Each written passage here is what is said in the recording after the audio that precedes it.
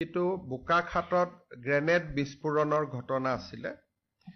এই ঘটনাৰ লগত জড়িত গোটেই কেইজন ব্যক্তিক আৰক্ষীয়ে গ্ৰেপ্তাৰ কৰিছে আৰু যিটো পৰিকল্পনা আছিলে বোকাখাট, গুৱাহাটী, গোলাঘাট, গুৱাহাটী, তেজপুৰ আৰু লখিমপুৰত এখেতসকলে গ্ৰেনেড ব্লাষ্ট কৰিব খুজিছিলে।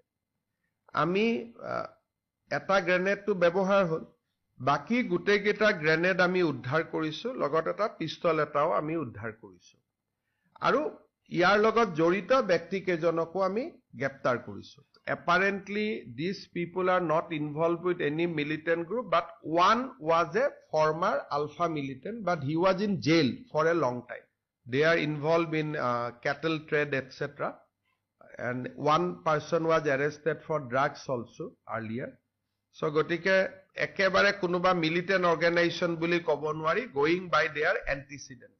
Itu বোকাখাটত গ্ৰেনেড বিস্ফোৰণৰ ঘটনা আছিলে। এই ঘটনাৰ লগত জড়িত গোটেই কেইজন ব্যক্তিক আৰক্ষীয়ে গ্ৰেপ্তাৰ কৰিছে আৰু যিটো পৰিকল্পনা আছিলে বোকাখাট, গুৱাহাটী, গোলাঘাট, গুৱাহাটী, তেজপুৰ আৰু লখিমপুৰত এখেতসকলে গ্ৰেনেড ব্লাষ্ট কৰিব খুজিছিলে। আমি এটা গ্ৰেনেডটো ব্যৱহাৰ হ'ল, বাকি গোটেইকেইটা গ্ৰেনেড আমি উদ্ধাৰ কৰিছো, লগত এটা পিস্তল এটাও আমি উদ্ধাৰ কৰিছো আৰু ইয়াৰ লগত জড়িত ব্যক্তি কেইজনকো আমি গ্ৰেপ্তাৰ কৰিছো।